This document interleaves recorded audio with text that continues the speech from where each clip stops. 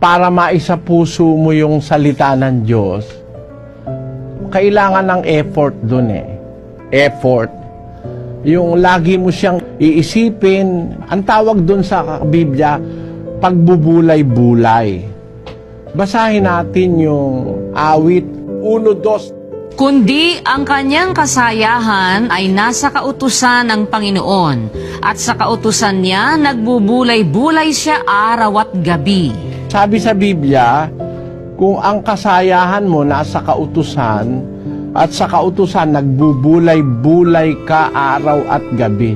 So araw at gabi, iniisip-isip mo yung kautusan ng Diyos. Doon mo lang maisa sa puso. Pero kung kagaya nung iba, makikinig minsan, tapos wala na, hindi nga magbasa ng Biblia, ay mahihirapan. Kailangan, binubulay-bulay mo, iniisip mo. Kahit hindi mo natatandaan yung talata, narinig mong ganon, iniisip mo. At sa isip mo, natatanim na unti-unti yon, kapatid. Remembering God's law ay to devote some quality time sa pag-iisip. Kasi maraming tao ngayon polluted na isip. Ang naisip lagi, pera, paano kaya ako magkakapera, paano kaya dadami pera ko, paano ko kaya makikilala si ganon, paano ko kaya makakalunya si ganon. Yun, maraming tayong iniisip eh. Pero kung ang kaligayahan mo, iniisip mo yung kautusan ng Diyos, paano kaya masusunod yun, paano kaya gaganon, ganire, ganon. Pagka ganun ang naiisip natin, matatanim unti-unti yun. Kasi ganito eh. Kaya ako nasabi, ganun kasi ako eh.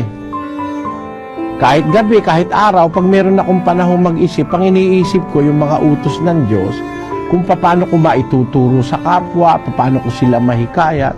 Awa naman ng Diyos, natatandaan ko yung kanyang mga sinasabi. Nasa palaging pag-iisip. Parang ganito, no, kapatid? Pagka meron kang mahal na tao, sinulatan ka. Pag mahal na mahal mo yung tao, lalo na hindi mo nakikita, sulat lang ang naandun sa'yo, nakakabisado mo yung sulat eh.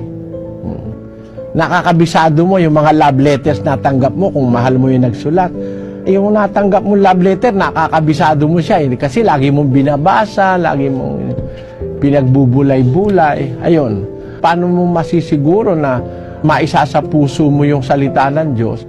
Mas madalas na naririnig mo, mas malaki ang chance matatandaan mo. Parang isang awit na sikat. Kung sikat yung awit, narinig mo palagi. Pati ikaw, natututunan mo yung awit kahit wala kang song hits, di ba?